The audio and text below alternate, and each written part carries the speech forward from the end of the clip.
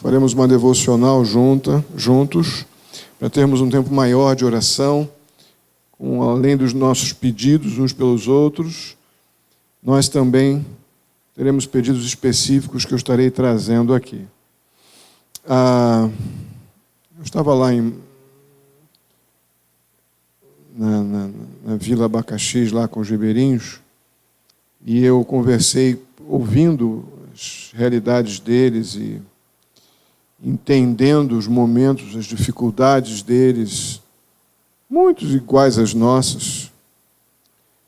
Veio na minha cabeça o quanto a santificação ela não é realmente opcional. Quanto a santificação é a única coisa que nos capacita a ter uma percepção correta de Deus e uma percepção correta de nós também, quem somos nesse relacionamento. Deus é Senhor, eu sou o servo, Deus é o Pai, eu sou o Filho. Deus é o que ordena e eu sou o que obedece. Ele é o que dá a vida e eu sou o que careço da vida que Ele dá. Sem santificação, nós não temos essa percepção facilmente. Muito rapidamente, sem santificação, Deus se torna aquele que me deve sempre alguma coisa. Sem santificação, a percepção nossa é a seguinte: Deus é aquele que pode viver fazendo o que eu preciso e eu sou o eternamente carente, e Deus sabe que eu sou muito carente, Ele tem que me dar, Ele tem que me obedecer. Sem santificação é assim que nós temos a tendência de enxergar Deus. Já a santificação nos faz enxergar o Senhor, quem Ele é, e consequentemente eu vejo quem eu sou nesse relacionamento.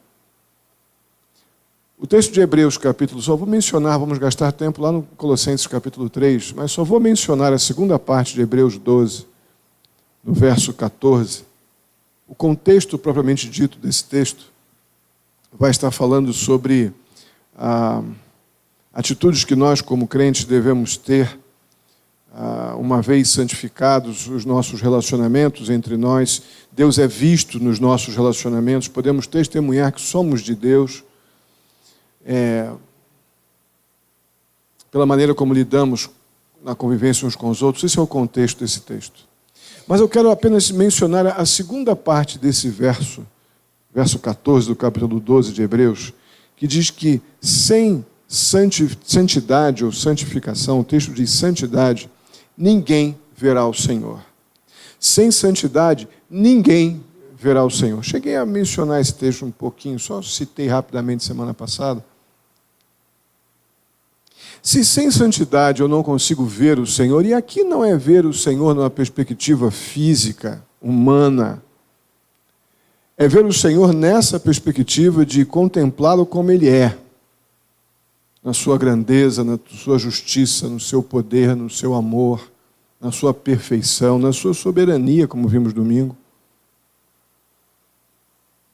Sem santidade, sem um relacionamento de humilhação diante do Senhor, percepção de que Deus, Ele é maravilhosamente bom e eu sou aquele que carece dessa bondade, é maravilhosamente justo e eu sou aquele que carece dessa justiça, eu não consigo entender um viver santo proposto. Aí sim vocês podem abrir em Colossenses capítulo 3. Não temos como lidar, nos relacionar corretamente com o capítulo 3 de Colossenses, nos versos 1 até o verso 17. Sem essa contemplação, sem santificação, eu não enxergo Deus como Ele quer ser visto e, consequentemente, eu não consigo que isso aqui aconteça na minha vida. O que está sendo proposto, o que o apóstolo Paulo propõe aos Colossenses, o que Deus propõe a nós, quando nos chama a uma vida de santidade, sem contemplação de quem Deus é, sem um relacionamento literalmente contemplativo da grandeza, da glória, do amor, da justiça e da santidade de Deus, nós não vamos ter este viver santo proposto aqui nas Escrituras. Vamos orar, depois a gente vai, conforme for lendo, a gente vai comentando. Vamos orar.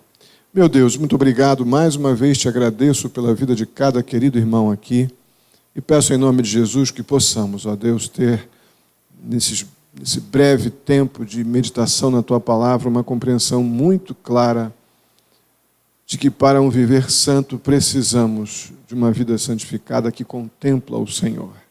Caso contrário, ó Deus, não conseguiremos, não estará ao nosso alcance. Ajuda-nos a perceber isto nesta noite, eu te peço em nome de Jesus. Amém. O texto diz assim: portanto, já que vocês ressuscitaram com Cristo, então o apóstolo Paulo já está propondo, capítulo 3, verso 1 de Colossenses. Paulo já está afirmando que ele está falando com crentes que nasceram de novo, que ressuscitaram com Cristo. Aí esses novos nascidos, habitados pelo Espírito Santo de Deus, então com mentes e coração, vontade, já afetada pela obra do Espírito Santo, capazes então de contemplar o Senhor através de um viver santo. Para esses crentes, então, isso aqui não é algo que vai ser natural para uma pessoa sem Cristo. Nós encontramos muitas pessoas na nossa convivência, pessoas muito gente boa, não crentes, gente boa, pessoal caprichoso, pessoal carinhoso, dedicado, de bom caráter.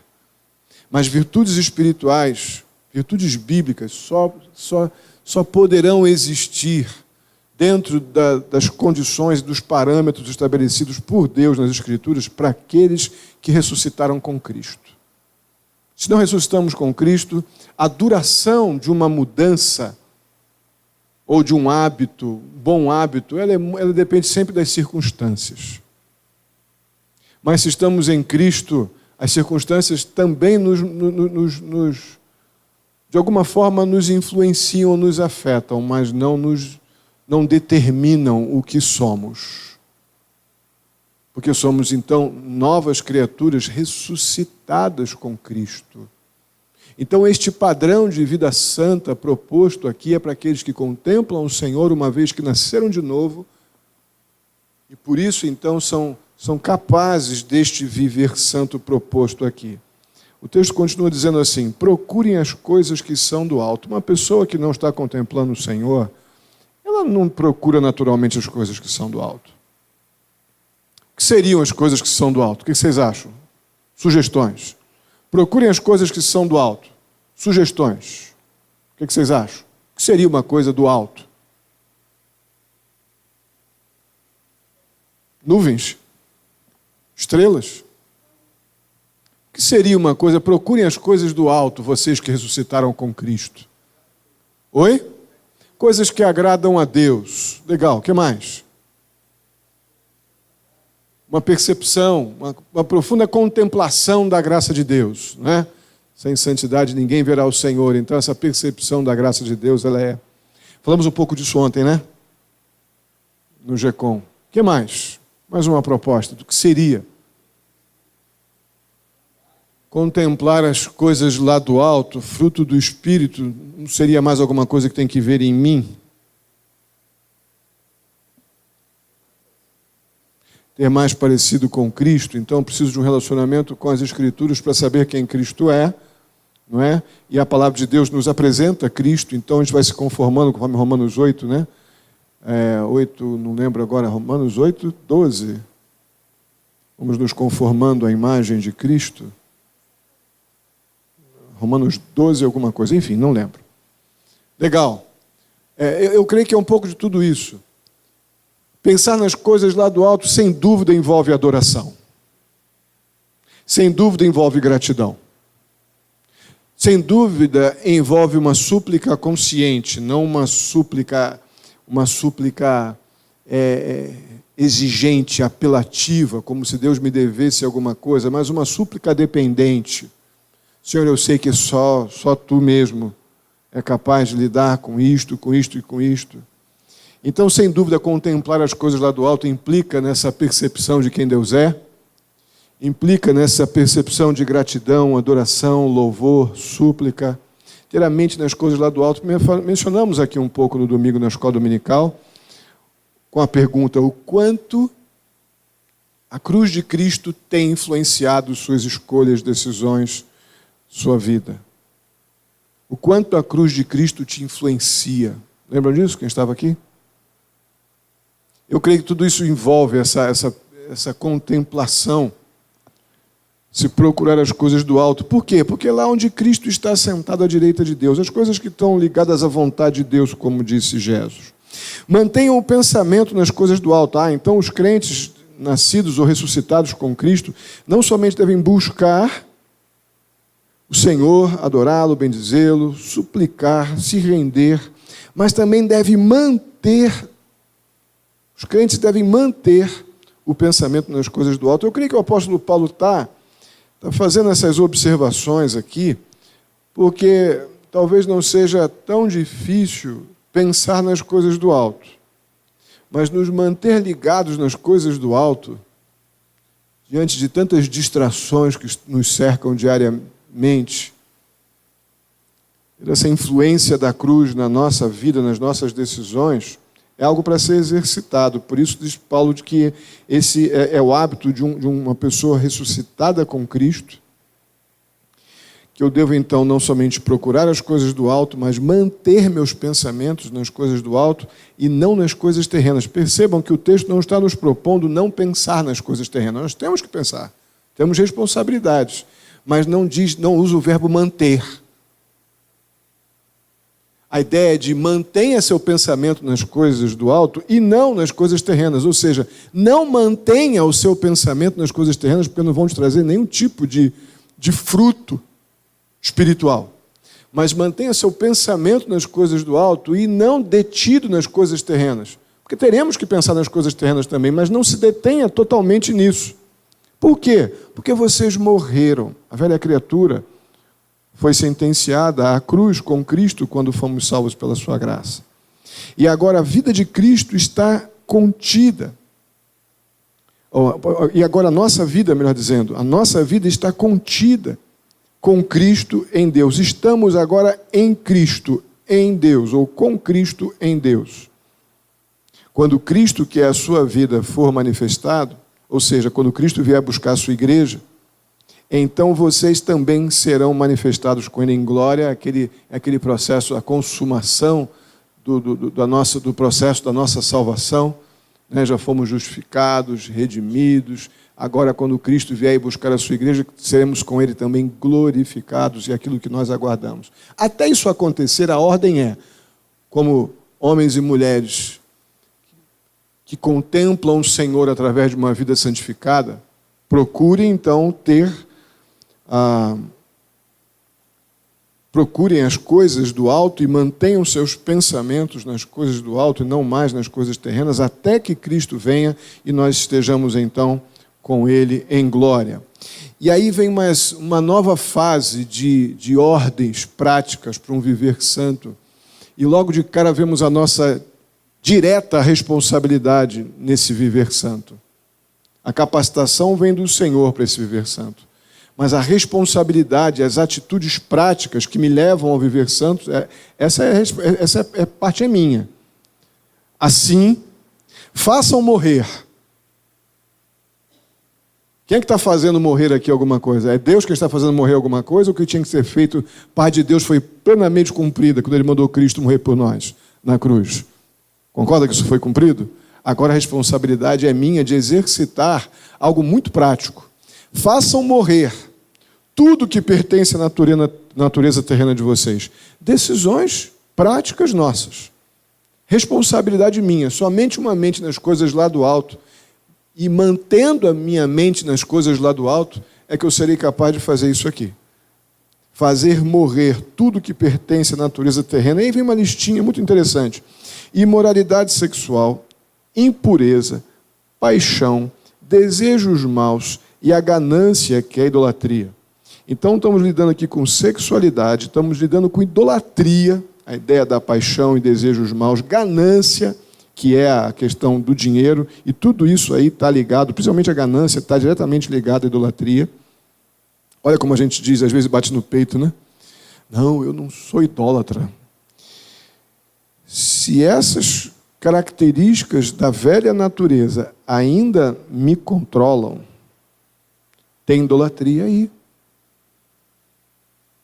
Qualquer coisa que fique entre você e a tua adoração exclusiva a Deus, qualquer coisa que se interponha entre o teu relacionamento com Deus, entre você e Deus, é idolatria. Veja que a ordem bíblica é que eu devo fazer morrer com todas as atitudes práticas necessárias para que isso aconteça. Comentei na reunião dos homens, acho que foi semana passada, sobre como a gente faz morrer uma atitude pecaminosa. Eu dei um exemplo quando polícia militar vai fazer um cerco num presídio amotinado. No Exército a gente também treinava esse tipo fazia essa metodologia para poder sufocar uma determinada situação, para fazê-la perder a força, num contexto de isolar, assim, no caso citado aqui agora, a questão de um presídio. Pessoas amotinadas, pessoas ameaçando outras pessoas de morte, faz-se um cerco, e a forma de se tirar a força desse grupo é você corta a luz, dá um tempinho, depois você corta a água, depois você corta o alimento. O que acontece em 2, 3 dias nesse processo, quem está do lado de dentro? Vai ficando fraco. Façam morrer imoralidade sexual, impureza, paixão, desejos maus e a ganância. Não tem outra forma de eu mortificar esses pecados aqui, de eu declarar a morte desses pecados, a não ser tirando-lhes os meios de vida. Sabemos muito bem as áreas que favorecem essas circunstâncias aqui. Se eu me desligo das áreas que favorecem cada uma dessas inclinações pecaminosas, elas vão perdendo a força. E a responsabilidade é nossa. Façam morrer. E não é nossa no braço, não, que nós já ressuscitamos com Cristo. Essa é uma ordem para aqueles que já são habitados pelo Espírito Santo. Então nós temos a capacitação para tal, mas devemos também ter a responsabilidade para compreender o pecado como pecado e tratá-lo mal, tirando-lhe o vigor, a capacidade de continuar vivo.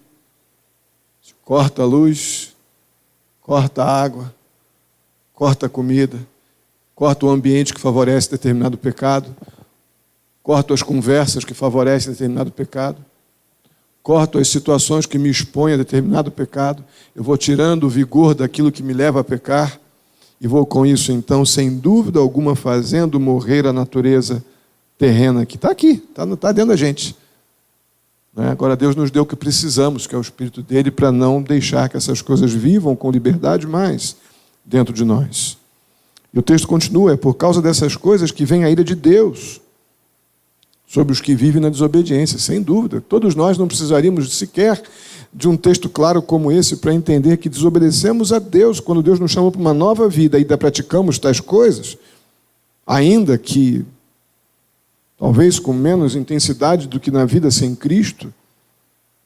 O fato é que essas coisas causam um desgosto, a ira de Deus, porque aqueles que as praticam vivem na desobediência, as quais vocês praticaram no passado, quando costumavam viver nelas. Mas agora, em Cristo Jesus, ressuscitados com Ele, abandonem todas essas coisas: ira, indignação, maldade, maledicência, linguagem indecente no falar. Não mintam uns aos outros, visto que vocês já se despiram do velho homem com suas práticas e se revistam do novo, o qual está sendo renovado em conhecimento à imagem do Criador. Percebam que o verso 8, 9 e 10 estão praticamente apontando ou identificando a nossa nova identidade. Em Cristo Jesus, nós somos convidados, então, a não praticar, a abandonar essas coisas tão características do homem ainda sem Deus, e nós sabemos, estamos vendo coisas aqui que nós somos capazes, ainda mesmo com Cristo. Se o pecado não está sendo sufocado, se não estamos agindo num processo de fazer morrer essas inclinações carnais, essas coisas a gente sabe que tem poder de aparecer no nosso dia a dia. Não mintam uns aos outros. Eu fico pensando em Paulo falando isso para os crentes em Colossos. Não mintam. Aos Efésios ele fala claramente Você que mentia, passe a falar a verdade. Não mintam. Crentes, não mintam. Que coisa louca, né? Se revistam, visto que vocês já se despiram da velha criatura. Se revistam. Mais uma vez, Efésios 5 vai falar aquele processo, né, do DRE, como é que é? Despojar-se, renovar-se, revestir-se. Né? Revistam-se do novo ao qual está sendo renovado em conhecimento. Nós temos sido renovados em conhecimento. Deus tem nos dado toda semana recursos espirituais na palavra de Deus para ter sempre a mente renovada nas coisas do Senhor. Temos sido renovados em conhecimento, a imagem do Criador. Nessa nova vida, diz o verso 11, já não há diferença. Grego, judeu, circunciso, circunciso, bárbaro, cita, escravo, livre. A ideia que era para aquele contexto ali era muito forte, a ideia de um judeu, de um gentio, de um escravo, de um livre. Não, tanto nós hoje também, não há ribeirinho, não há guaçuano, não há carioca, não há paulista. Cristo é tudo em todos. E começa uma conclusão desse texto no verso 12. Portanto, como povo escolhido de Deus, uau! Nós temos que realmente pensar nessa afirmação. Se ressuscitamos com Cristo, nós estamos dentro, apesar de todos esses requisitos para um viver santo, que sabemos que temos ainda muito o que trabalhar. Mesmo assim, somos chamados de povo escolhido de Deus, santo e amado. Revistam-se. Revistam-se. Mais uma vez, a mesma expressão do verso 10. Revistam-se de profunda compaixão, bondade, humildade, mansidão e paciência. Amados, nenhuma dessas qualidades espirituais aqui, que são frutos do Espírito, nós temos de nascença. Ninguém aqui é tão legal e tão bonzinho que nasceu com tudo isso aqui sobrando. Não nascemos, não. A gente nasce com a capacidade de mentir, de enganar, de fazer tudo aquilo que é natural, característico de quem tem a natureza pecaminosa sem controle do Espírito de Deus. Todo ser humano nasce assim. Só depois de alcançados pela graça de Deus que a nossa carne ganha freios, rédeas. Gosto de pensar no freio de cavalo. Que anda na boca aqui e puxa. Só depois que a graça de Deus nos alcança e somos habitados pelo Espírito Santo de Deus que passamos a ter um freio do Espírito. Não é um fruto do Espírito, não. É um freio do Espírito.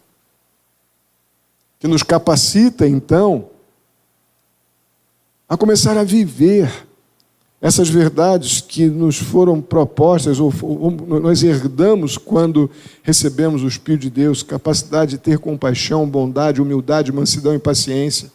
Suportem-se uns aos outros. A perspectiva do perdão agora passa a ser possível, o perdão bíblico no verso 13. Suportem-se uns aos outros e perdoem as queixas que tiverem uns contra os outros. Perdoem como o Senhor lhes perdoou. Não tem sem contemplar o Senhor, sem santidade, ninguém vai poder ver o Senhor. E se eu não vejo aquilo que Cristo fez por mim na cruz, jamais eu estarei habilitado a perdoar os outros, biblicamente. Não estaremos capacitados para isso. Sem a contemplação do que Deus fez por nós em Jesus Cristo, nós não teremos essa capacitação de suportar uns aos outros e perdoar as queixas que tivermos uns contra os outros. Porque o Senhor nos perdoou. Mas, acima de tudo, diz o verso 14, revistam-se do amor, mais um fruto do Espírito que nós só podemos desfrutar do amor de 1 Coríntios 13, aquele amor que não arde em ciúmes, que não ensoberbece, não se ensoberbece, não busca seus próprios interesses. Só desfrutaremos esse amor se ressuscitamos com Cristo. Caso contrário, nós teremos um tipo de amor, mas um amor sempre exigente, um amor interesseiro, um amor capaz de dar, mas muito mais capaz de receber. Ele quer sempre, ele quer, e dá também, mas ele sempre quer mais do que dar. Esse é o amor que as pessoas têm de forma geral. Todo mundo tem uma capacidade de amar, só não tem a capacidade de amar como 1 Coríntios 13, porque isso é uma virtude do Espírito de Deus, e sem o Espírito de Deus habitando em nós, nós não teremos esse elo perfeito que o amor de Deus produz em nós.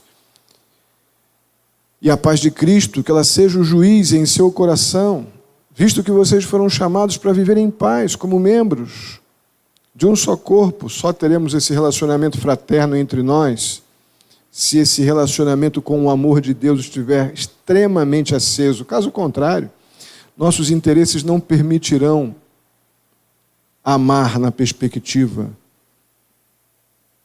que deixa de lado os seus interesses. E é por isso que a gente perde a paz em nossos relacionamentos. Sejam agradecidos. Grande desafio da nossa vida, ter um relacionamento de gratidão em tudo. Não diz sejam agradecidos pelas coisas boas, mas várias vezes o apóstolo Paulo diz, tenham um coração, uma atitude de gratidão em tudo.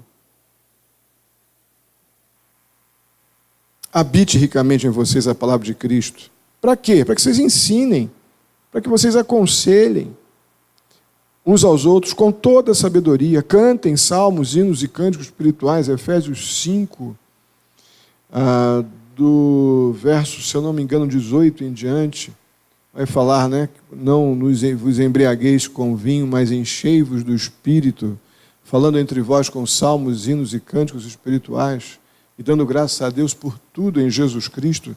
Isso só vai funcionar se eu estiver nesse nível de relacionamento com Deus, contemplando o Senhor, procurando as coisas lá do alto e mantendo meus pensamentos nas coisas lá do alto, fazendo morrer essa inclinação natural que eu tenho para pecar, me revestindo então de todo o conhecimento que temos recebido da parte de Deus, compreendendo o que significa ser um povo escolhido, perdoando com a capacidade que Deus me deu de perdoar e ainda com o exemplo do próprio Senhor Jesus Cristo.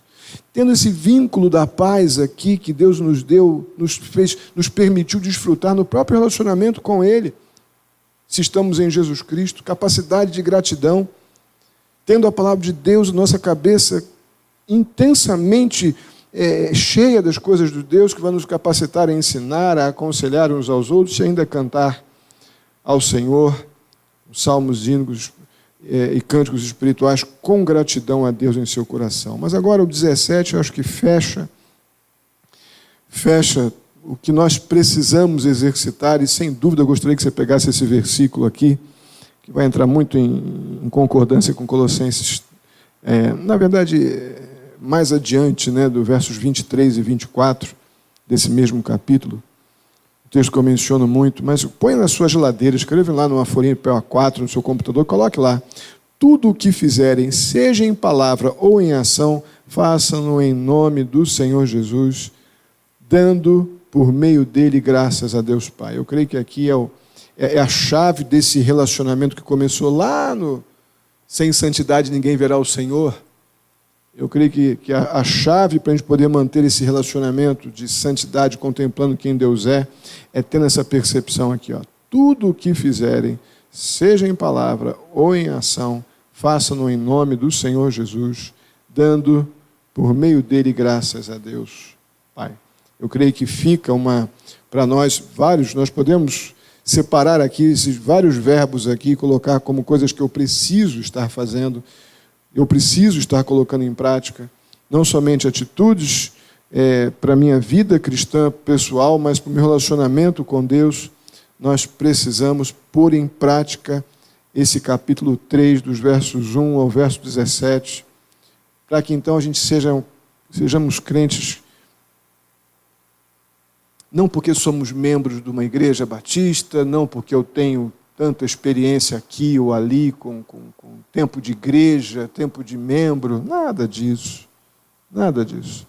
Ninguém contempla o Senhor por causa de tempo de igreja. A Bíblia não diz lá, você que tem tanto tempo de igreja, você vai contemplar o Senhor. Sem santificação, ninguém vai ver o Senhor. Não é por antiguidade. Tem uma máxima no quartel que diz assim, antiguidade no sentido de tempo de serviço é posto. Na vida cristã não funciona assim, não. Na vida cristã, muitas vezes, a antiguidade de alguns é muito mais, tem sido, em alguns casos, não deveria ser, oportunidade de mau testemunho do que outra coisa. que o texto nos diz é que sem santidade ninguém verá o Senhor. Ninguém vai fazer morrer aquelas obras da carne, aquelas características naturais. Ninguém vai ter o pensamento nas coisas do alto. Ninguém vai ter essa perspectiva de gratidão, de perdão, de percepção do amor de Deus. E por isso, então, exercitar este amor de Deus sem santificação, ninguém verá o Senhor. Amém? Vamos orar. Pai amado, obrigado. Obrigado porque o Senhor nos desafia na Tua palavra a sermos melhores.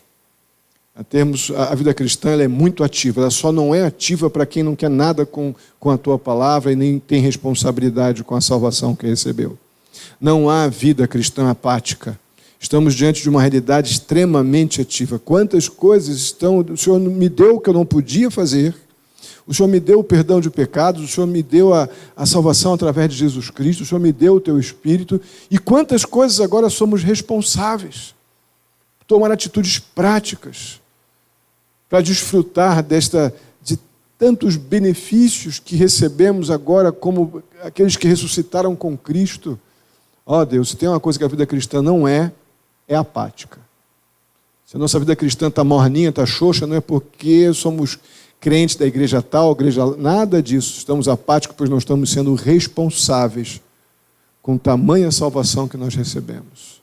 Ajuda-nos, ó Deus, a não nos acomodar, nos alegrar com tão grande salvação e andar na direção de fazer morrer aquilo que te entristece e que possamos exercitar diariamente essas disciplinas espirituais para contemplarmos o Senhor sempre e termos um coração sempre grato e essa vida santificada nos manter cada vez mais perto do Senhor e capazes de nos relacionar entre nós e com as pessoas que estão aí precisando de Cristo com sabedoria, com alegria, com temor e com tremor. Assim eu te peço, ó Deus, pela vida de cada um aqui, em nome de Jesus. Amém.